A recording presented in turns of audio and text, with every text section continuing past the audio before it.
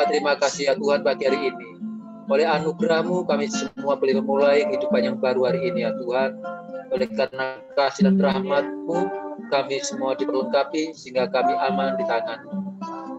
Terima kasih buat pagi hari ini kembali kami datang ke hadirat-Mu di dalam doa-doa kami ya Tuhan, yang kami naikkan ke hadirat-Mu sebagai umat-Mu ya Tuhan, yang atasnya nama-Mu kami sebut, merendahkan diri, berbalik dari cara hidup kami yang salah Tuhan, dan berdoa demi nama-Mu yang kudus ya Tuhan.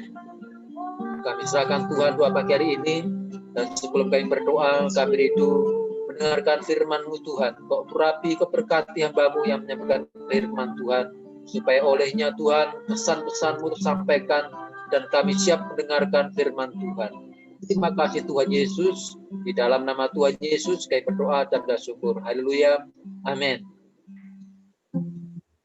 Selanjutnya kami serahkan Pak Budi untuk menyampaikan firman Tuhan. Monggo. Halo, Bapak Ibu saudaraku. Suara saya terdengar, Bang Murah? Ya, terdengar Pak Budi. Iya, Bang. Terima kasih. Ya.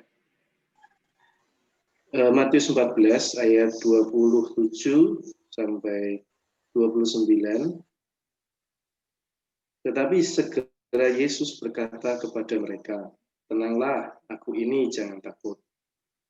Lalu Petrus berseru dan menjawab dia, "Tuhan, apabila Engkau itu, suruhlah datang kepadamu berjalan di atas air." Kata Yesus, "Datanglah." Maka Petrus turun dari perahu dan berjalan di atas air mendapatkan Yesus. Peristiwa ini terjadi sebelum mukjizat 5 roti untuk 5.000 orang. Lalu Yesus memerintahkan murid-muridnya menyeberang ke Betsaida. Dan Yesus menyuruh orang-orang yang makan-makan di situ untuk pulang ke rumah masing-masing karena sudah makan, sudah kenyang, jadi boleh pulang, itu ceritanya. Setelah orang-orang pulang dan murid-murid berlayar menyeberang ke Betsaida di Danau Genesaret itu, Yesus tidak segera bersama-sama dengan murid-muridnya, lalu Yesus berdoa lebih dulu. Dan di Markus 4 diceritakan sesaat setelah berdoa itu Yesus melihat murid-muridnya sudah mulai kepayahan karena ada angin sakal. Nah, lalu terjadilah satu peristiwa yang luar biasa. Bagaimana Yesus menghampiri murid-muridnya dengan cara yang spektakuler.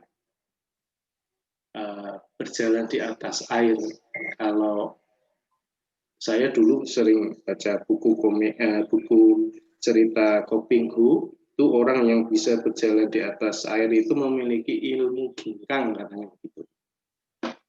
Tapi itu kan satu cerita.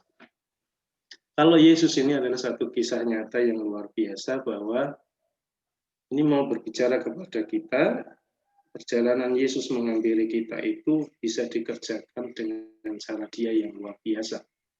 Melampaui nalar manusia, melampaui logika manusia, dan melampaui hukum alam yang biasanya sedang terjadi. Jadi kalau menurut saya ketika kita ada di dalam kesusahan, kepayahan, diceritakan di sini, di Markus 6 ini, Yesus melihat. Artinya bahwa kepada kita pun demikian. Dan untuk Dia menghampiri kita, Dia punya banyak cara. Dia punya gaya yang luar biasa. Jadi Tuhan kita ini penuh inovasi untuk menghampiri kita. Nah, kemudian dalam perjalanan itu sampai sesaat sampai kepada murid-muridnya ketakutan karena Tuhan yang datang disangka hantu yang datang. Sudah di tengah angin sakal, kemudian ada satu pemandangan yang menakutkan seperti itu, perasaannya tentu berkecamuk. Tetapi dari 12 orang yang ada dalam satu perahu, hanya satu yang memiliki pikiran yang berbeda. Petrus, dia berkata, Tuhan, apabila engkau itu, suruhlah aku datang kepadamu, berjalan di atas air. Memang kondisinya tidak bisa dirubah oleh Petrus dan murid-murid lain, bahwa sedang terjadi angin sakal. Tetapi kita lihat Petrus ini luar biasa. Dia ingin mengalami pengalaman yang berbeda. Jadi respon ketika mengalami situasi yang sama, yaitu kesulitan, permasalahan, tetapi Petrus memiliki pikiran untuk mengambil satu kesempatan mengalami Tuhan yang luar biasa. Sekarang ini terjadi masa yang sama di seluruh dunia bahkan.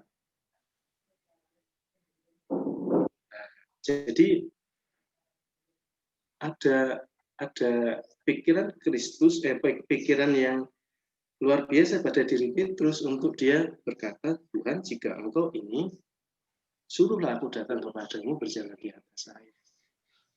Dan itu terjadi. Bagaimana Petrus juga bisa mengerjakan sesuatu di luar nalar manusia, di luar logika manusia, dan di luar melampaui hukum alam yang terjadi. Jadi, masa pandemi terjadi di seluruh dunia. Tapi di Indonesia juga, tetapi kita memiliki satu kesempatan untuk kita datang kepada Tuhan dan berkata, Tuhan, pulihkan Indonesia. Dan juga masa pandemi ini terjadi kepada setiap pribadi, baik secara kesehatan, keuangan, ekonomi, juga secara sosial, karena kita terbatas untuk bertemu satu sama lain. Tetapi kalau pikiran kita sama seperti pikiran Petrus untuk memilih merespon dengan cara yang berbeda untuk mengambil kesempatan yang luar biasa, kita bisa datang kepada Tuhan untuk menyatakan kerinduan kita bahwa ada sesuatu yang berbeda yang bisa kita lakukan. Ada hal yang sangat luar biasa karena kita memiliki Tuhan yang luar biasa, yang melampaui nalar, logika, dan hukum alam. Tetapi ada masalah ketika sudah mengalami sesuatu yang luar biasa, terus ada ketakutan selanjutnya. Tuhan, tolong aku.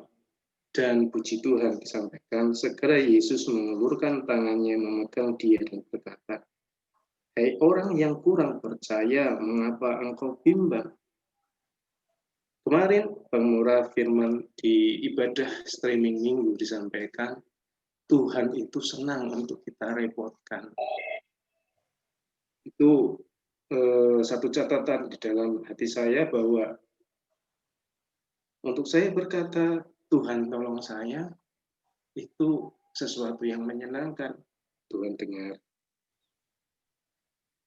Tetapi ada satu catatan dari Tuhan Yesus untuk kita merepotkan Tuhan, bahwa ketetapan hati untuk percaya, ketetapan hati untuk tidak bimbang itu harus ada.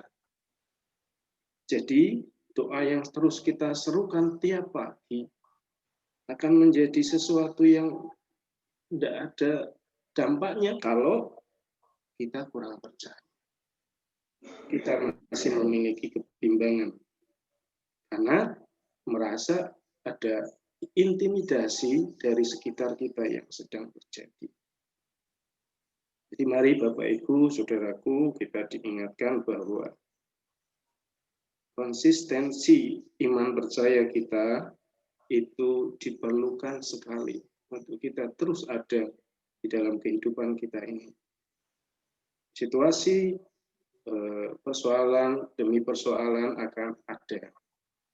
Tapi cara kita memilih untuk kita memiliki kesempatan mujizat dan kesempatan untuk terus mendapat respon dari Tuhan, betapa itu diperlukan sekali.